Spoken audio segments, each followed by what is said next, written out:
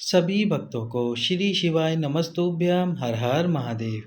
कल एक पति ने पत्र लिखा गुरुजी के पास में, जिसको गुरुजी ने पढ़कर सुनाया। 1989 में यानी कि 1989 में उनकी शादी हुई थी। 2019 तक उनके कोई संतान की प्राप्ति नहीं हुई। 31 साल से परेशान थे वो, उनके कोई संतान प्राप्त नहीं हुई। सारे डॉक्टरों को दिखा लिया उन्होंने, और सारे डॉक्टरों को दिखाने के बाद, सब जगह जाने के बाद थक हार कर बैठ गए। फिर यही सोचा कि अब क्या संतान होगी हमारे, तो हम भगवान को ही अपनी संतान मान लेते हैं। तो उन्होंने भगवान को ही अपनी संतान मान लिया। दुख हार कर तो बैठ ही चुके थे। फिर उन्होंने कोरोना काल में गुरुजी की कथा सुनी। गुरुजी पंडित प्रदीप मिश्रा जी की कथा सुनी। कथा में उन्होंने तुमरुका जी का सफ़ेद आंकड़े की जड़ वाला उपाय किया।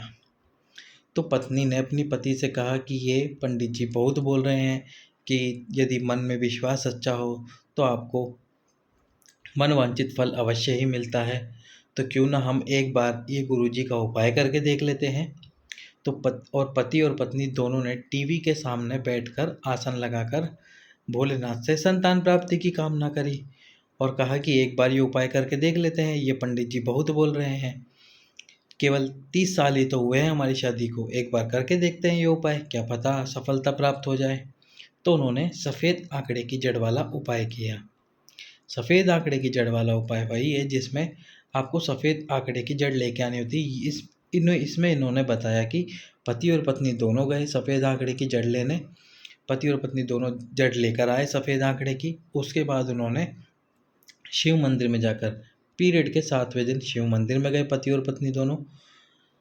पति ने उस जड़ को 21 बार शिवलिंग पे से घुमाया तुमरुका जी का नाम लेकर, और फिर उसके बाद पत्नी ने अपनी झोली पसार कर प्रणाम किया शिव जी को और बाबा से प्रार्थना करी कि हे भोलेनाथ, मुझे संतान की प्राप्ति कराओ। 30 साल हो गए हैं मेरी शादी को, संतान प्राप्त नहीं हो पाई है।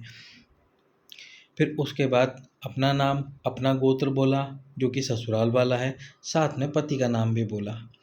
उसके बाद उस जड़ को लाल कपड़े में, लाल धागे में अपनी कमर में बांध लिया, शिवलिंग के सम्मुख में ही खड़े होकर।